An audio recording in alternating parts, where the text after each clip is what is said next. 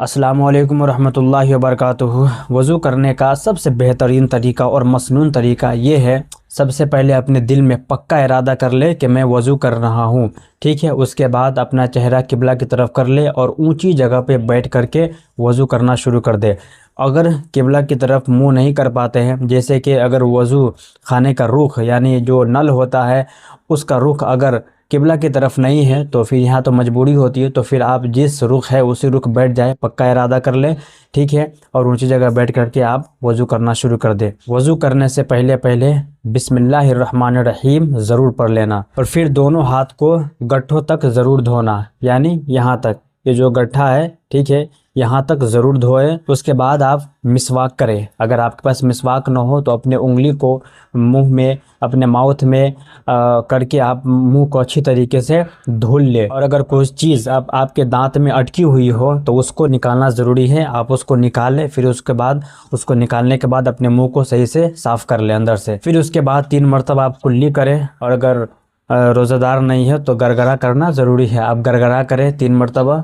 ठीक है, फिर उसके बाद अपने नाक में पानी चढ़ाए, पानी डालें, यानी इतना अंदर तक न डाल लें। अगर आप रोज़ादार है तो आपको एहतियात करना ज़रूरी है कि ज़्यादा अंदर तक पानी न चढ़े। पानी चढ़ने के बाद बाएं हाथ से आप अपने नाक को साफ़ कर लें। फिर उसके बाद 3 मरतबा अपने चेहरा को धो लें, माथे पर बाल जमने की जगह से ठोड़ी तक, यानी यहाँ से लेकर के जहाँ से बाल निकलता है वहाँ से लेकर के ठोड़ी तक, यहाँ तक चेहरे को धो ले। फिर एक कान के लौ से दूसरे कान के लौ तक आप अच्छी तरीके से सबको तर करना, भिगाना, ये बहुत ज़रूरी है, वरना आपका वज़ू नहीं होगा। और अगर दाढ़ी वाले हैं तो दाढ़ी पे पानी पहुँचाना ज़रूरी है, दाढ़ी के अंदर पानी पहुंचाना ज़रूरी है। और अगर आपकी दाढ़ी घनी है तो अगर आप मसाज करते हैं तो फिर आपका काम चल जाएगा, लेकिन अगर आपकी दाढ़ी घनी नहीं है तो अंदर तक पानी पहुंचाना ये ज़रूरी होता है। फिर उसके बाद 3 मरतबा अपने हाथ को धो ले, कहनी समेत। ठीक है, कहनी समेत हाथ को धुलना ज़रूरी है। और अगर आप कि हाथ में चूड़ी है या फिर अंगूठी पहने हैं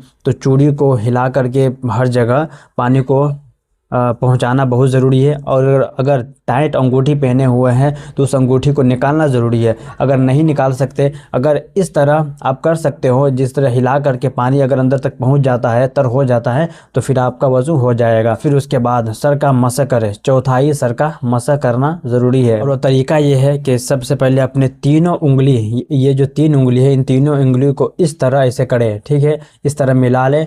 फिर उसके बाद इस तरह करके तीनों उंगली के इस तरह करके आपको पीछे लेकर जाना है। पीछे लेकर आने के बाद ठीक, फिर उसके बाद ये तरहत्ती बच जाता है ना, तो तरहत्ती को पीछे के ऐसे लेकर आना है। ऐसे लेकर आने के बाद फिर अंगूठा है तो अंगूठा को अब इस तरह चारों तरफ घुमा लेना है, कानों के चारों तरफ, ताकि कहीं तर ना रह जाए। ठीक है, फिर एक उंगली बच जाती है, उस उंगली को कान में इस तरह करके अच्छी तरीके से साफ़ कर लेना है।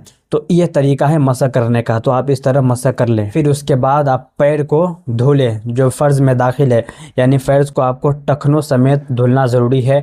और धुलने के बाद आप उंगली का ख्याल ज़रूर करें, पैर की जो उंगली होती है उस उंगली का ख्याल करें, यानी अंगूठा है उंगली दाखिल करके उसको अच्छी तरीके से तर करें। क्योंकि ऐसा होता है कि अगर आप धुलते हैं तो बस पानी को बहा देने से ऐसा होता है कि सूखा रह जाने का अंदेशा होता है, इसीलिए उस पे उंगली दाखिल करके अच्छी तरीके से तर करना ज़रूरी है। इस तरह आपका वज़ू कंप्लीट हो जाएगा। वज़ू कंप्लीट होने के बाद ये दुआ ज़रूर पढ़ लीजिएगा, अल्लाहुम्मा अजअलनी मिनत तव्वाबीन वजअलनी मिनल मुतहरीन। ये दुआ पढ़ने के बाद, वज़ू कंप्लीट होने के बाद, वज़ू का थोड़ा सा पानी लेकर के आप पी ले, क्योंकि इस पानी में बहुत बरकत है और बीमारियों की शिफा है इस पानी में। तो इस पानी को ज़रूर थोड़ा सा पी लिया कीजिएगा वज़ू कंप्लीट के बाद। तो इस तरह आपका वज़ू कंप्लीट हो जाएगा। जो तरीका मैंने बताया है उस तरीका को ज़रूर फॉलो कीजिएगा। ये है असल तरीका वज़ू करने का।